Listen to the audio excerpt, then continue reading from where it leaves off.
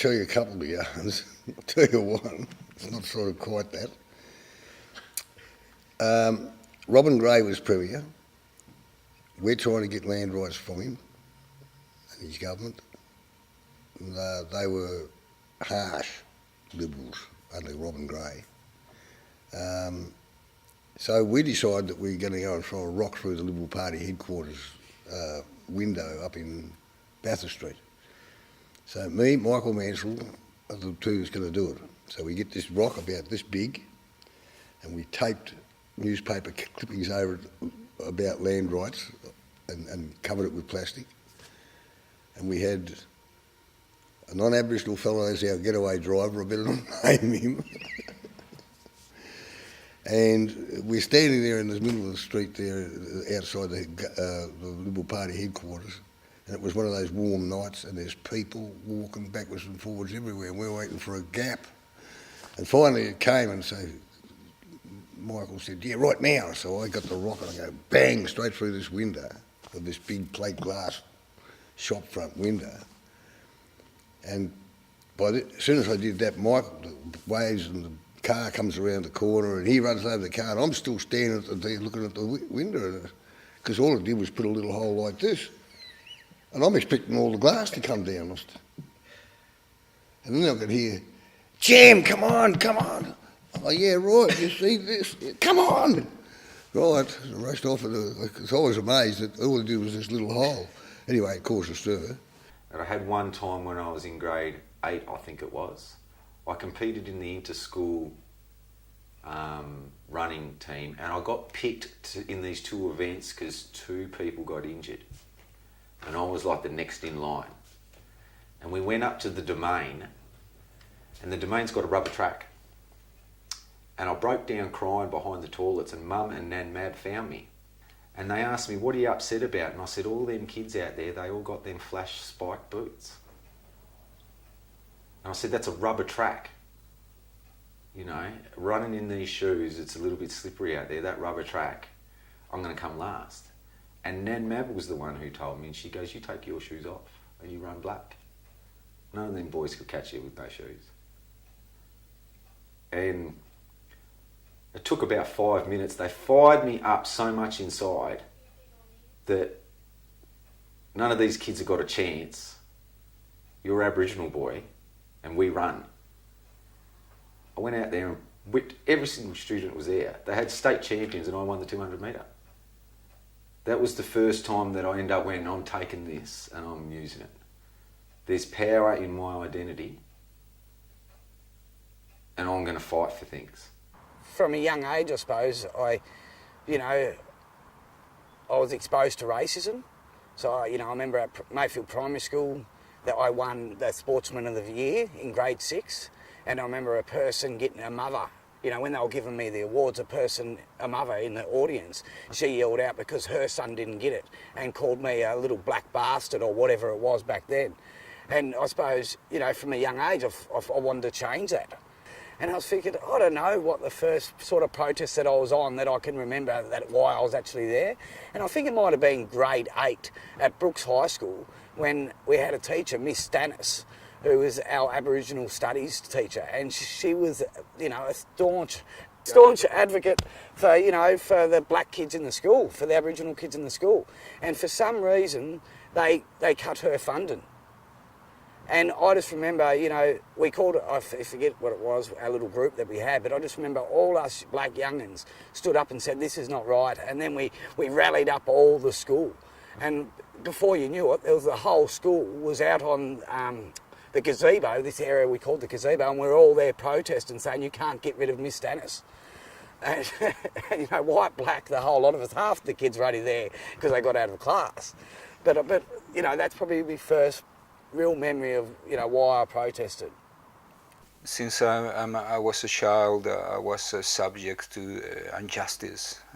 So it's something I'm very passionate about, changing or understanding the nature of why some people abuse other people, or why some people even push it to the extreme to kill other people. What really makes me angry is seeing the world blow each other up. Humans love blowing each other up.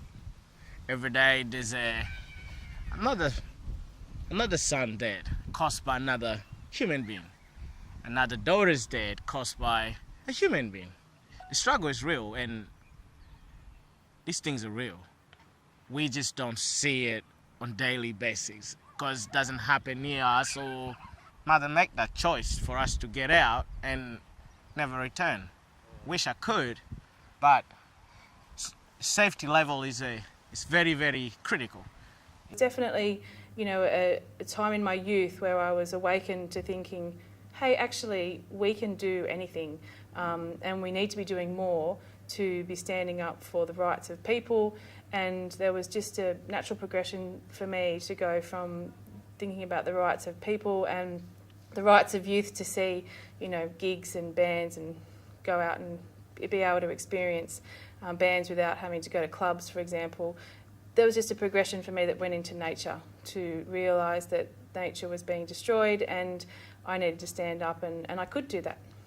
I went up to have a look at it before it was dozed down. I mean, my dad and his dad were loggers. You know, they were cleared forest in the Blue Mountains, which is now a World Heritage Area. You know, I come from that background. You know, my uncle had a bulldozer. So I didn't have any concept that it wouldn't get trashed. You know, I just assumed, you know, this is, you know, late 70s, that the dam would be built and on it would go. So I went up to see it before it was gone. And it was exactly that. I grew up in a really beautiful place. I'd never seen forest like this cool, temperate, mossy, Tasmanian. You know, there's not much of it in the rest of the world. You know, the temperate rainforest in New South Wales is different to the Tasmanian rainforest. And those banks of the Gordon River just sang to me. They literally sang to me. It was beautiful. And I mean, it was a really, you know, I was a young, fit, keen, you know, bush savvy. I just said, we can't leave. We can't let them wreck this. We've got to do everything we can. The whole purpose of the Franklin was to get people somewhere to get arrested. That was the focus of the whole campaign. What we didn't know, those of us that stayed upriver, was that it became so dangerous. And we're dropping people off on the edge of it. Well, not we, the collective we. The guides are dropping, you know, innocents who want to be arrested and say, you know, I'll go to the bulldozer site, or I'll go to the Ablitz site where they were tunnelling, and you just leave them and say, walk there for another 100 metres or something. We didn't know that we had a mad man driving a green bulldozer, and he was trying to kill the people with the blade, and that people were facing death-defying situations. I kept the base camp, like the home camp for the activists who'd fly over from all around the world to come and defend the forest, and they had no other connection apart from the forest and their own activist circles.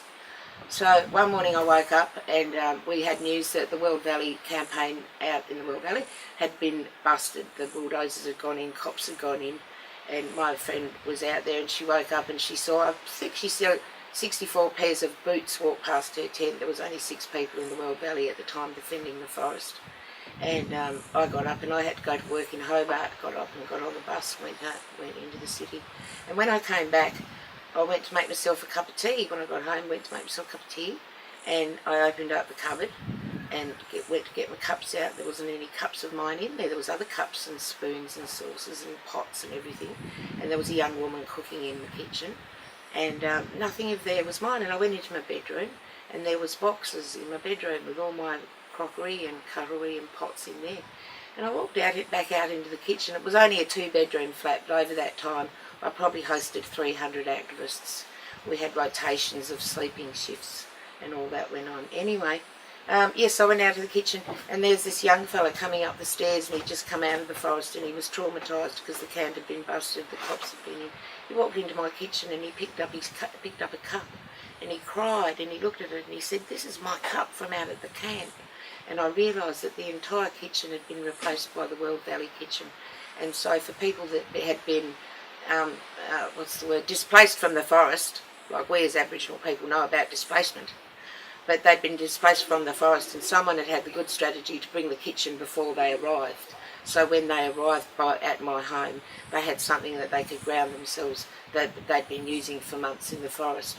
it's not for the traumatized side. It's not for the traumatized side to keep moving, making sacrifices to heal a situation when the oppressing force are still living off the bounty and throwing it in your face.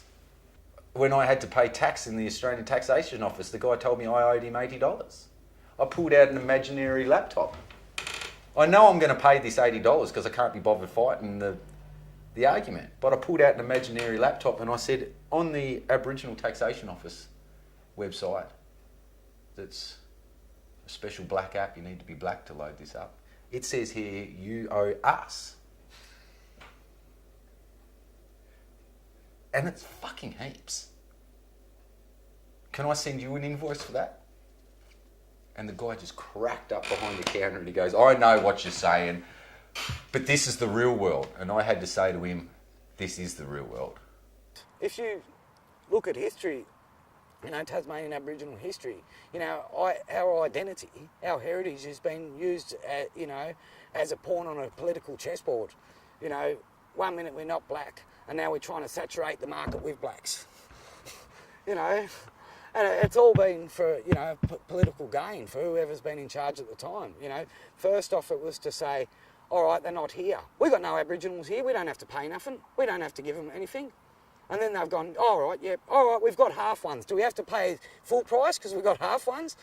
You know, and then it's gone, now it's gone, shit, you know, it's getting too loud, you know, and if I'm going to build a road, like, you know, so just for say, you know, Kutalina, for example, if another Kutalina comes up, if they say, we want to put a road through, they know that they have to come to us and they know that we're very strong, you know, in protecting our heritage. Once you become involved in something that's about your own family, your own community, yourself personally, it's not easy to just walk away and leave it. Maybe Thoreau summed up best when he said, when a law is wrong, you shouldn't buckle under it, you should stand against it, and the world will be the better for you making that stand. What really stand up for me is that we can all do better, no matter how much you're doing, how much you think you're doing, or how hard you try to do it. I think you can still do better. It's never ending. You know, every morning the sun rises, every night the sun's die. Easy. So you do so much today, okay, the night come rest and do so much again tomorrow and do so much again the next day. Stand up for the human right. Stand up for the people you think they deserve. Stand up to those who are about to get prosecuted. Stand up to those who are about to get killed. Stand up to those who can't even see for themselves. Stand up to those who can't hear. Stand up to those who can't even feed themselves. I think we can all do better as a people who are living in this place, Australia, Tasmania, Hobart, whatever. I think we can all do better to reach out to each other. Struggle continue.